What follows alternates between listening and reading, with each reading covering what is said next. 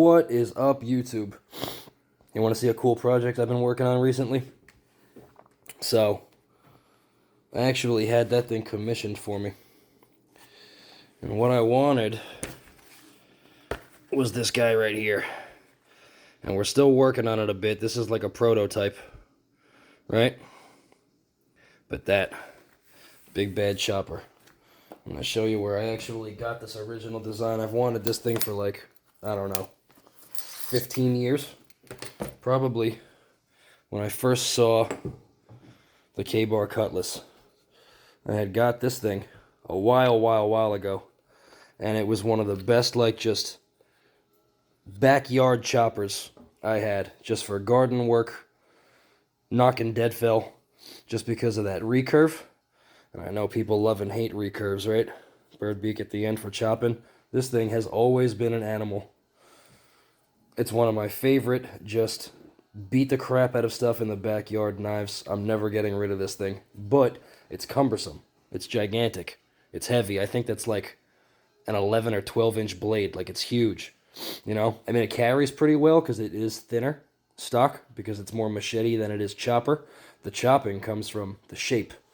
But, I mean, it's got forward weight just because of how, you know, just because of how heavy it is and how long it is.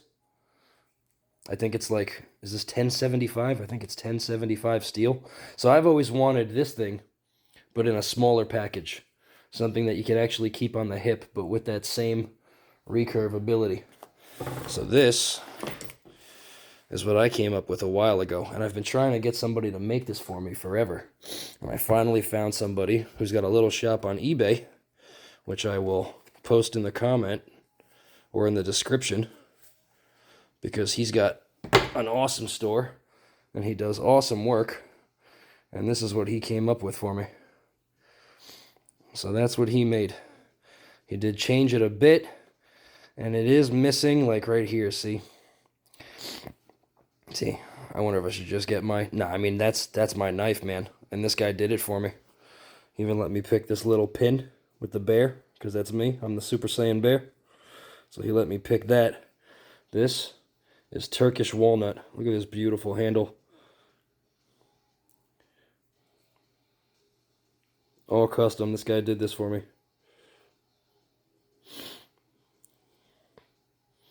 And I believe he used N690. So a little bit cheaper on the stainless side. But that's what that guy did for me.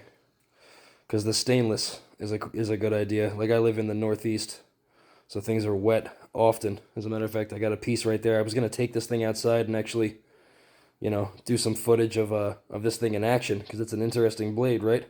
The whole point of this video, to show it off, is, well, two reasons. A, the guy, his eBay is called Impala Bushcraft. Impala like the deer, which it'll be in the description. And he makes awesome stuff. Awesome stuff. And when I reached out, I asked him if he would pick up a custom. He said, show me. So I sent him that picture, and this is what he came up with.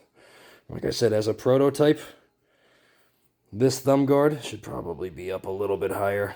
Not thumb guard, thumb ramp should be up just a little bit higher. I have it forward here.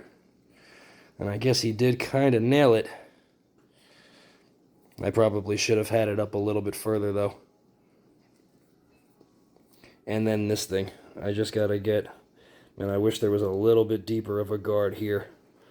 Because when I'm holding it, like, it does kind of fatigue a bit, because you have to hold it pretty tight so it doesn't come flying out of your hands when you're feather sticking. But it does feather stick. Just in case you're curious about, I know everything's wet, so I had to bring it inside, whether or not that recurve would get in the way. It does not. It feather sticks. I mean, it wants to chop, but it'll do it. And it'll do it well. This was my attempt at creating the jack-of-all-trades knife.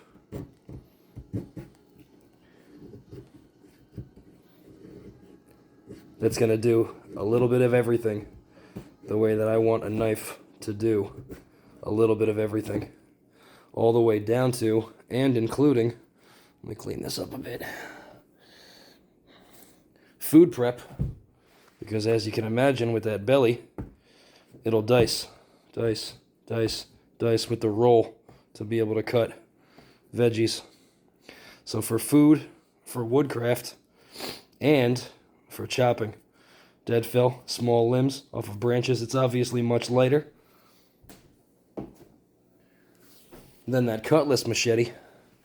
But man, I should have taken this thing outside. I'll make more videos on it another time to show you how well this thing chops for such a light knife. But here's your difference. This thing is like a 6-inch blade. It's like 11.5 overall. And it's the exact design that I wanted in that cutlass. Just more of a companion, more of a belt knife. And I'll tell you what, so far, it has been a monster.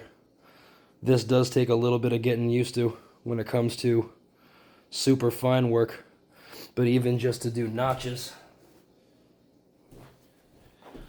like this thing, it just wants to eat. It just wants to eat right in. Let me show you. It just wants to eat in. You could almost just roll over everything. And it just wants to cut. It just wants to cut right in.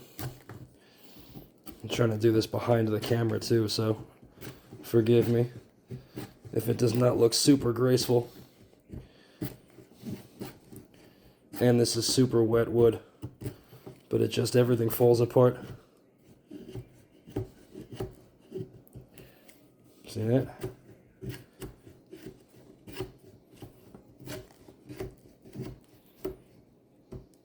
See that? And then you could even go this way with it too. What this thing does? It's just an animal. So this was my first attempt at designing the knife that I've always wanted made. And shout out to Impala Bushcraft, because that dude, what a gentleman, what a nice guy. And go check out his stuff on eBay. He's got an eBay store, Impala Bushcraft. And everything's custom. He does it all himself. But man, I wish I had this thing outside so I can show you. If I blast right through this, it just chops right in half.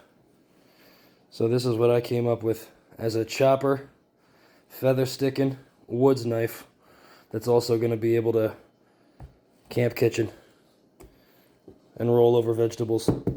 Dice, dice, dice. Chop, chop, chop. Yeah, what do you think? Would you guys use a knife like this? Or is that recurve just too much?